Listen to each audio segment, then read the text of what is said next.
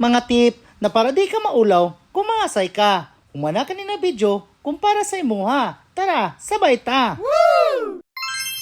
Abre, sirado. Wrong door, mamen. Kung asay, kaon, tara! Yes! Tip number 1. So nag-prepare pa pala si Uncle Romel diha o si Uncle Lothar sa ilang mga pagkaon. So kabalo na mo kung unsay sunod buhaton. E-check ninyong area kung asa ka maplastar para dili ka maulaw. Tapos, target lock kung unsay mong sudan na imong gusto para dili na ka maglisod kung asa ka maplastar. Tip number 2. Atong abi-abihon ang birthday girl para yung ingnon nga invited ta. Tip number 3. Ato nang videohan ang pina-aesthetic na design or budol fight na sudan aron makaplastar ta kung asa ta makikita og sudan na imong ganahan. Tara! Mag-aaba ni Mugnong. So bago ta mukaon, mag-pray pa man na, then maghatag og mga messages alang sa birthday girl. Yes! Siyempre, para first come first serve, magpaduol jud ka dapit sa sudan. Mutapat ka sa birthday girl aron ingnon nalakas kay ka sa birthday celebrant. So di na to malimtan, atong i-check ang mga pagkaon dapit sa tong kilid. Tara! Kinsa na tuhanan na feeling close to kay nalagyan na sa tubangan. Tip number 5.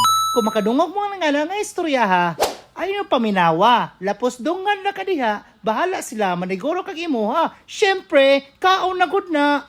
Ang sila, sige na pagpaniid, ikaw nabusog na. Tip number 6. Kinahuman naman kagkuha sa tubangan, 5 steps backward para atong balikan ang pina-aesthetic na pormahan. Tip number 7. So ayaw mong kalimot, buuin na yung plato pagtingkanta na sa birthday celebrant para dili halata nga kaon rin mong apas diha. Og syempre, musabay jud ka sa ilang kalingawan diha. Happy kayong birthday celebrant. Mapapasayaw ka pagkasama ang buong pamilya. Woo! So sweet 16 na daw ni siya.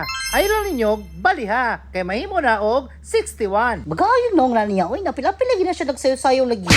Bahala mo diha, basta go to the flow rako. Tip number 8.